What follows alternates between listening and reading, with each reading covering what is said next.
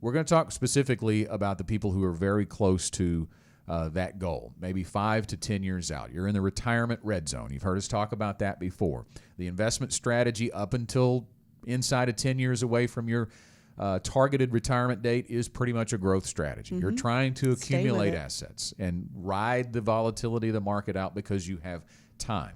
But we talked about the story of the clients in the last segment that got really fearful when the market went down during the pandemic and took all of their money out. So it's kind of a all in or all out mentality that we deal with.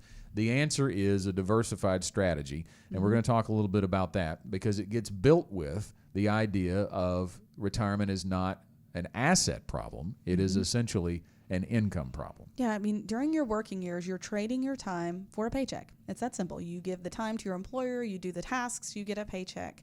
All you're doing in retirement is you're trying to get your paycheck without having to give up your time. And that paycheck still needs to be consistent, or at least a part of it does.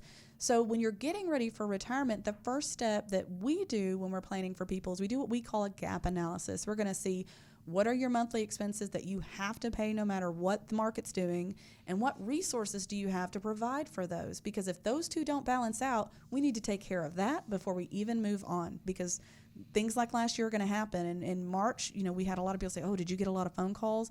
I can honestly say I didn't. Didn't either. At least not from my retirees, because the main thing they were dealing with as far as frustration level is that they used to go out every Tuesday night and now they can't because the restaurant's closed. But their income was still good. When you think about, Candace, the idea of that income being guaranteed in a portion of your income anyway, we call it required income. Right. We hope that retirees are going to go into that stage of their life without any debt, with get rid of their mortgage, no car payment, but there's going to be a certain level of expenses that they're going to have to provide for, and Social Security may not be enough. That's right. And then we also want to talk about your desired income. This is where inflation comes into play. With your desired income, what would you like to have on top of those guaranteed sources? So we want guaranteed sources to meet your required income need, but then we might want to have a desired income where we want to enjoy our retirement. And so we'll want to segment what assets you still have into conservative, moderate, and growth, just for example. So you never want to get completely out of growth mode. A plan is not to be completely conservative or completely in growth mode. Like Scott said, we wanted to be diversified and spread out that risk. And just like we talked about with emergency funds, those need to be where you can readily deploy them.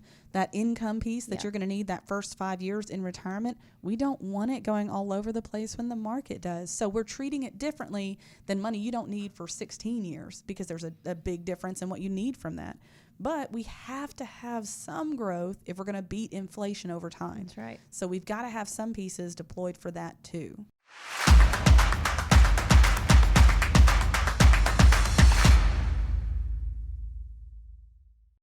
Want more content like this delivered to your inbox weekly? Visit fastest4.com to learn more.